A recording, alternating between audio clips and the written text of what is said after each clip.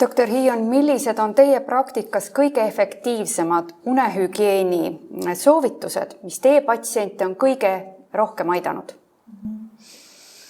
Ma pean ütlema, et tuleb teha väga mitut asja samal ajal, nii et sageli need unetud, kes jõuavad siis nüüd unekeskusesse Tartus või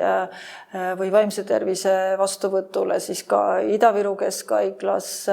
või mujal, nad on ikkagi ise kõik asjad juba ära proovinud, nii et nad võivad olla ka üsna skeptilised selles suhtes, mida üldse saab teha. Ja nii et tegelikult siin ongi, mida me teeme, on see, et me ikkagi ka alustame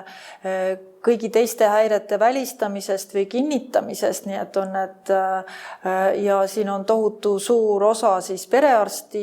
tööl, et kes on kehalised häired võib-olla siis juba katsunud välistada, nii et me tegelikult välistame ka uneapnoed, kontrollime, kas on rahutud jalad ja nii et ja kas on meeleoluhäire, ärevushäire, nii et tegelikult see unetusega tegelemine on siis nagu paralleelselt sellele, aga kõige efektiivsem unetuse ravimeetod on voodisoleku aja piiramine. Tänan teid, doktor, nende huvitavate mõtete ja kasulike nõuannete eest. Aitäh!